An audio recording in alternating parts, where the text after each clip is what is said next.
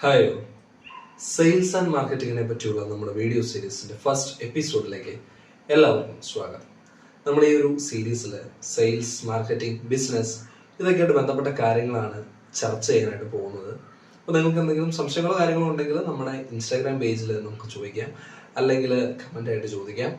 എന്തായാലും അധികം സമയം കളയാതെ നേരെ വീഡിയോയിലേക്ക്.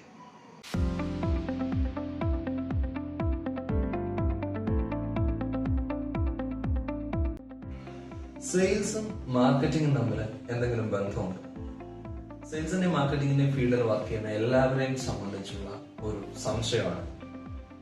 എല്ലാ കമ്പനികളും നമ്മൾ എടുത്ത് നോക്കിയാലും സെയിൽസും മാർക്കറ്റിംഗും രണ്ട് വിങ്ങായിട്ടായിരിക്കും വർക്ക് ചെയ്യുന്നത്.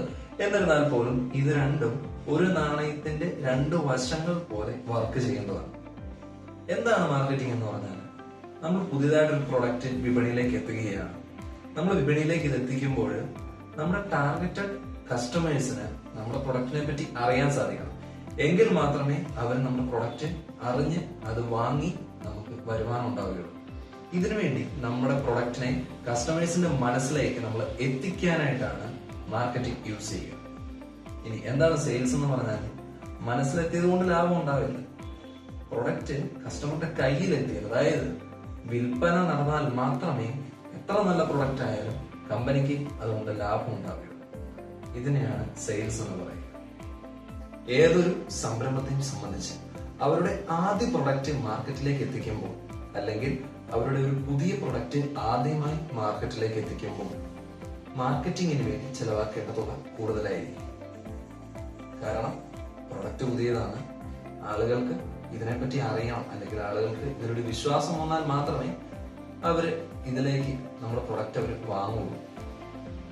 അപ്പോൾ ഇനീഷ്യൽ സ്റ്റേജിൽ മാർക്കറ്റിംഗിലേക്ക് നമ്മൾ നിക്ഷേപിക്കേണ്ട തുക കൂടുതലായിരിക്കും. എന്നാൽ പിന്നീട് നമ്മൾ നല്ല രീതിക്ക് പ്രൊഡക്റ്റിനെ മാർക്കറ്റ് ചെയ്തു, നല്ല രീതിക്ക് സെയിൽസ് ഉണ്ടായി കഴിഞ്ഞാൽ പിന്നീട് നമുക്ക് മാർക്കറ്റിംഗിലേക്ക് നിക്ഷേപിക്കുന്ന തുക കുറയ്ക്കാനായി സാധിക്കും.